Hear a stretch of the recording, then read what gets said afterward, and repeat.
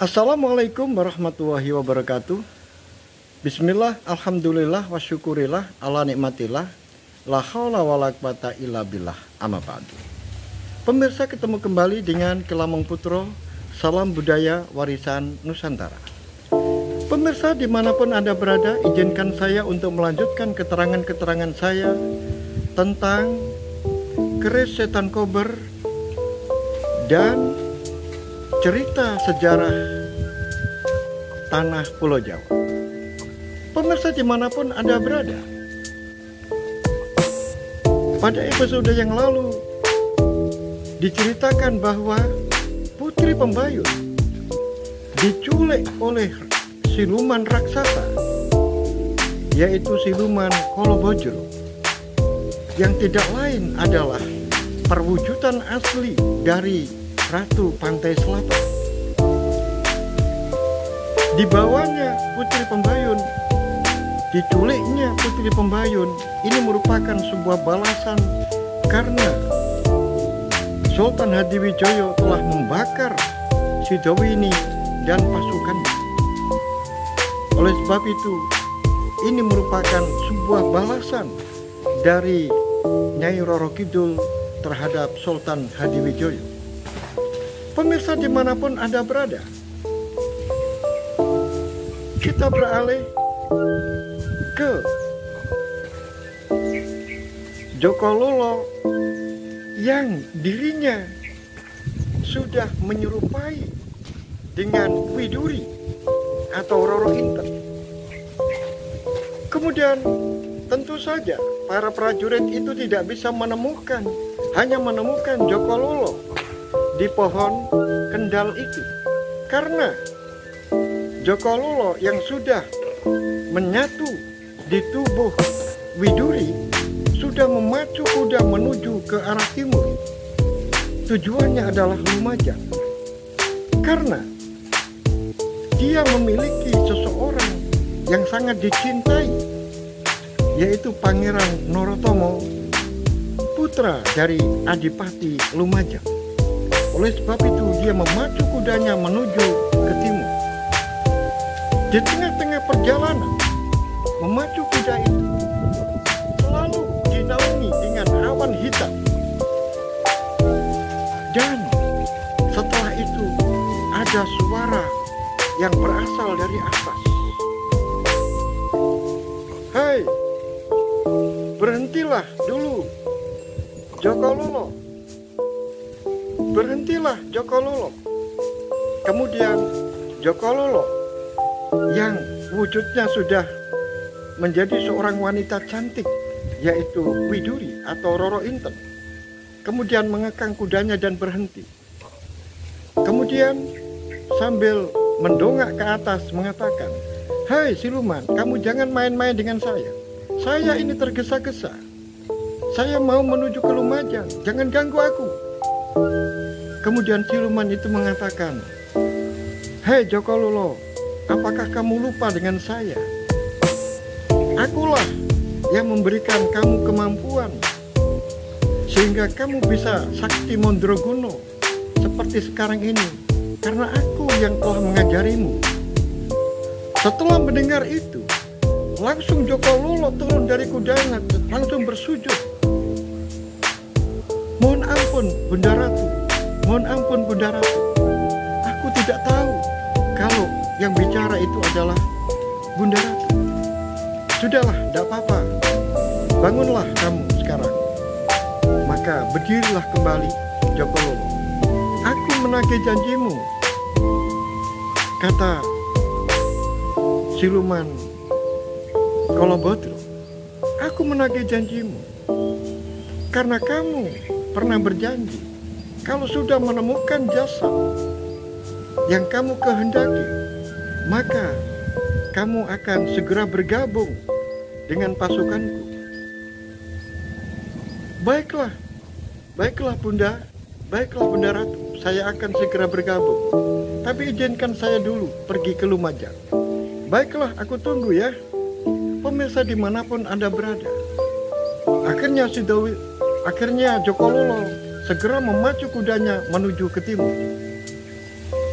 Tiba-tiba awan hitam yang memayungi Joko Lolo itu berpindah menuju ke selatan, berarah-arahan menuju ke selatan. Kemudian di saat itu di selatan sedang berjalan Panji Sumirang, yaitu Panji Sumirang yang sudah menemui Singoranu dan Panembahan Wadas Lintang dari Serayu. Dalam perjalanan pulang, maka berpapasanlah dengan awan hitam itu. Tiba-tiba Panji Sumirang mendengar kabar, mendengar suara dari atas. Singoranu, hei Singoranu, hei Singoranu. Suaranya begitu menggelegar sehingga Panji Sumirang langsung turun dari kudanya dan langsung memusatkan pikiran dan hatinya untuk menguasai dirinya, jangan sampai pingsan dengan suara itu. Tetapi sahabatnya, yaitu Anolo, tidak mampu menguasai, terkulai di atas kuda. Akhirnya dibiarkan dulu oleh Panji Sumirang. Dia mulai memusatkan dirinya, jangan sampai dia ikut pingsan. Pemirsa dimanapun Anda berada, ternyata siluman Kolobojro yang disapa itu adalah Singoranu yang berada di padepokannya. Demikian juga di padepokan Singoranu. Di sana anak buahnya semuanya terkapar karena mendengar suara itu. Suara ini lebih hebat dari ilmu yang dimiliki oleh Singoranu, yaitu ilmu yang bisa menggetarkan telinga, yang bisa menggetarkan jiwa, sehingga orang itu kalau mendengar suara itu menjadi takut. Nah, ini suara ini lebih hebat dari ilmu yang dimiliki oleh Singoranu. Pemirsa dimanapun Anda berada, hanya tersisa 2 orang saja yang mampu bertahan dengan suara itu, yaitu Singoranu dan Wadas Lintang. Akhirnya suara itu berkata, Singoranu, sudah saatnya kamu sekarang bergabung dengan sekutu-sekutumu. Sudah saatnya kamu bergabung dengan Kediri. Dan sudah saatnya kamu bergabung dengan Ponorogo. Hancurkan Hadiwijoyo. Jangan khawatir, aku selalu di belakangmu. Baiklah Bunda Ratu, baiklah Bunda Ratu, jawab dari Singoranu. Kamu jangan takut kekuatan Hadiwijoyo, karena sebentar lagi akan terjadi perang besar yang akan menghancurkan dan meruntuhkan Pajang. Oleh sebab itu, jangan kamu sia-siakan kesempatan ini. Pemirsa dimanapun Anda berada, ada orang yang sangat senang dengan kata-kata itu, yaitu Wadas Lintang. Di dalam hati Wadas Lintang mengatakan, ternyata bukan Singoranu saja yang memusuhi Pajang, bukan Ponorogo saja yang memusuhi Pajang, bukan Kediri saja yang menguasai Pajang, bahkan ada kekuatan yang lebih besar yang juga memusuhi Pajang. Oleh sebab itu, di dalam hati Wadas Lintang, ini merupakan kesempatan bagi saya untuk merebut Kesultanan Pajang, dan aku akan menghabiskan semua keturunan dari Sultan Hadiwijoyo. Pemirsa dimanapun Anda berada. Kemudian setelah siluman Kolobojro memberikan sebuah tekanan kepada Singoranu dan menagih janji dari Joko Lolo, maka awan-awan hitam itu kemudian menghilang. Pemirsa dimanapun Anda berada, sementara di Pajang, Sultan Hadiwijoyo setelah menerima laporan dari Lurah Tamtomo Bangu Putih, hatinya sedih karena putri kesayangannya, yaitu Putri Pembayun, diculik oleh siluman raksasa, yaitu siluman Kolobojro, yang tidak lain adalah Ratu Pantai Selatan. Dalam kesedihan ini, Sultan Hadiwijoyo juga menerima kabar kalau dirinya mendapatkan bantuan besar-besaran dari Kesultanan Turki, yaitu Sultan Mehmed II mengirimkan utusan sambil membawa 4.000 meriam, membawa ratusan ribu yaitu martil, dan juga berpeti-peti, bahkan lebih dari 2 kapal bubuk misiu yang telah dikirimkan ke Pajang.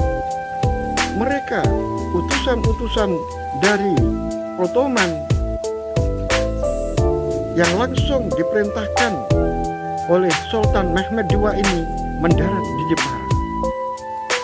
Pemirsa dimanapun Anda berada, kemudian Sultan Hadiwijoyo segera mengutus seseorang untuk pergi ke Delangu, yaitu menemui Kanjeng Sunan Kalijogo, diminta agar panjenenganipun Kanjeng Sunan Kalijogo mau berkunjung ke Pajang karena untuk menyambut para tamu.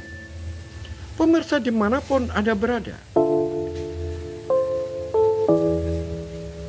sebuah perahu-perahu yang ada di Jepara ini yang begitu banyak menjadikan perhatian para nelayan-nelayan yang berasal dari Ambulu, yang berasal dari Lasem, yang berasal dari Rembang. Akhirnya di sana menjadi perbincangan yang luar biasa karena Pajang mendapatkan penghargaan bantuan dari Kesultanan Ottoman Turki, dan menjadi pembicaraan di tempat-tempat, di warung-warung. Dan kebetulan saat itu ada prajurit Tuban yang lewat di Lasem. Setelah mendengarkan kabar itu, lebih dari 3 orang, akhirnya prajurit Tuban ini memacu kudanya untuk pergi ke Tuban untuk menyampaikan berita yang sangat penting ini. Akhirnya setelah sampai di Tuban, prajurit ini menemui Temenggung Mayangkoro. Betapa kagetnya Temenggung Mayangkoro mendengar kabar ini, dan langsung tidak tunggu lama, Temenggung Mayangkoro langsung memacu kudanya untuk menemui Adipati Haryo Pemalat. Pemirsa dimanapun Anda berada, setelah sampai di hadapan Haryo Pemalat, Temenggung Mayangkoro melaporkan tentang berita itu. Sebetulnya hati dari Adipati Haryo Pemalat sangat gentar dan takut, tetapi karena di hadapan bawahannya, maka dia bersikap pura-pura tegar dan tidak menunjukkan rasa ketakutannya. Akhirnya Adipati Pemalat memerintahkan Temenggung Mayangkoro untuk pergi ke Giri dan pergi ke Surabaya menghubungi Adipati Surabaya, yaitu Wiryokromo. Pemirsa dimanapun Anda berada, ketika memerintah, Adipati Tuban mengatakan, "Wahai Temenggung, sekarang pergilah kamu menuju ke Surabaya dulu. Temuilah secara pribadi, yaitu Adipati Surabaya, Adipati Wiryokromo. Sampaikan bahwa nanti malam jangan sampai ditunda. Saya akan bertemu dengan Sunan Giri dan diharapkan Adipati Wirjokromo juga ikut di dalam pertemuan itu. Dan pastikan bahwa kamu harus mengiringi Adipati Wirjokromo menuju Kenggiri, karena nanti saya juga akan menuju Kenggiri. Pemirsa dimanapun Anda berada, kita kembali ke pajak. Setelah terjadi sebuah pertemuan, yaitu menerima tamu-tamu agung dari Kesultanan Ottoman, betapa senangnya Sultan Hadiwijoyo menerima bantuan 4.000 pucuk meriam dan menerima hadiah martir peluru-peluru kanon, peluru-peluru meriam ini tidak kurang dari 100.000. Bukan main-main. Dan berkapal-kapal bubuk misiu yang ada di dalam kotak-kotak juga semuanya diserahkan kepada pajak. Dan akhirnya setelah perjamuan menjamu para tamu dari Ottoman, akhirnya selesailah pertemuan itu. Pemirsa dimanapun Anda berada, tetapi kesedihan hati dari Kanjeng Sultan Hadiwijoyo tidak bisa hilang karena putrinya diculik oleh seorang siluman, yaitu Siluman Kolobojo. Akhirnya Kanjeng Sunan Kalijogo saat malam hari mengajak Kanjeng Sultan Hadiwijoyo untuk keluar. Maka Kanjeng Sultan Hadiwijoyo diajaklah berjalan-jalan dan berhentilah di sebuah dukuh, di mana dukuh ini ada langgar kecil yang kira-kira jaraknya dengan kesultanan sekitar 1000 tombak, atau kemungkinan sekitar 2 kilometer dari pusat pemerintahan, yaitu dari keraton. Di saat tengah malam itu, kemudian Kanjeng Sultan Hadiwijoyo dan Kanjeng Sunan Kalijogo duduk berhadapan. Kemudian Kanjeng Sultan mengatakan, "Duh Kanjeng Sultan, duh Kanjeng Sunan, hatiku begitu sedih karena putriku, Putri Pembayun, diculik oleh Siluman Kolobojo. Dan di samping itu juga hatiku juga sedih karena putraku Pangeran Loring Pasang sudah aku berikan nasihat, tetapi tetap saja dia keluar menemui yaitu Ratu Selatan yang tidak lain adalah wujud aslinya, yaitu Siluman Kolobojo. Dan yang ketiga, Kanjeng Sunan, sebetulnya aku ingin menghindari perang. Aku tidak ingin perang dengan Brangwetan, karena saya yakin peperangan tidak menjadi solusi. Walaupun aku sudah hampir 7 tahun menjadi sultan, tidak diakui oleh mereka, oleh Tuban, oleh Surabaya, oleh Madura, dan Brangwetan di sebelah selatan, yaitu Lumajang, Kediri, dan Ponorogo. Tetapi saya tidak ambil pusing. Saya menghindari perang. Oleh sebab itu aku mengusulkan pada Kanjeng Sunan, bagaimanakah langkah yang terbaik? Andai kata saya terpaksa melakukan peperangan dengan Brangwetan, maka Matthew sudah siap, Meriam sudah siap, semuanya sudah dalam keadaan siap.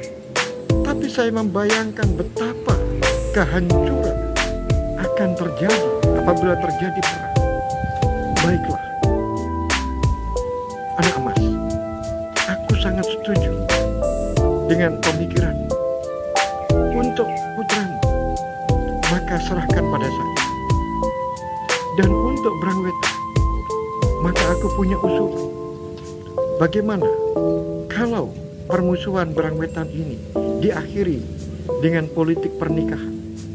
Biar aku nanti yang akan bicara dengan Kanjeng Sunan Giri, yaitu Sunan Prapen. Itulah jalan satu-satunya untuk menghindari perang. Baiklah Kanjeng Sunan, saya berterima kasih. Pemirsa dimanapun Anda berada, akhirnya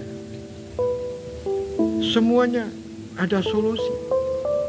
Dan bagaimana pertemuan Dinggiri? Ternyata Dinggiri ini malah sebaliknya.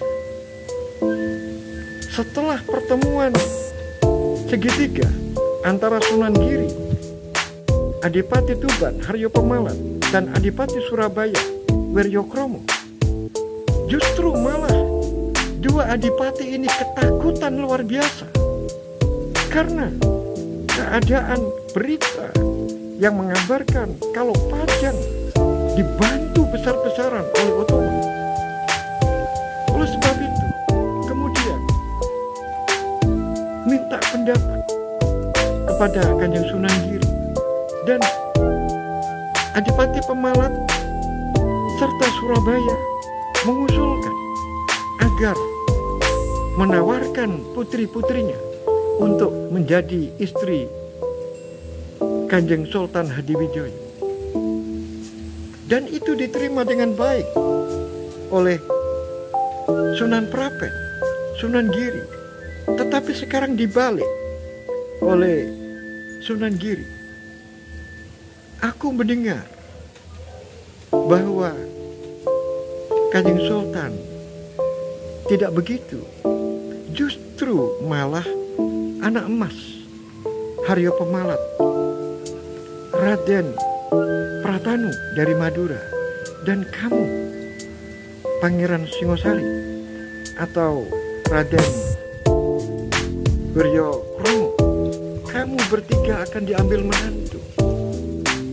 Bukan anakmu yang kamu serahkan kepada Sultan Hadiwijoyo, tetapi justru kamulah yang akan diambil menantu oleh Kanjeng Sultan Hadiwijoyo. Bagaimana? Kamu bersedia kan? Inilah jalan satu-satunya. Kalau kamu mau menerima, maka permusuhan antara Brangwetan dengan Pajang akan selesai. Maka pemirsa dimanapun Anda berada, Haryo Pemalat dan Wiryokromo sangat berterima kasih dan segera mengirim utusan menuju ke Madura untuk memberikan kabar gembira ini kepada Raden Pratanu. Pemirsa dimanapun Anda berada, bagaimanakah kelanjutan dari cerita ini? Oleh sebab itu, ikuti terus cerita ini sampai selesai. Sampai di sini, akhirul kalam, billahi taufiq wal hidayah, waridha wal inayah. Assalamualaikum warahmatullahi wabarakatuh. Salam budaya warisan Nusantara.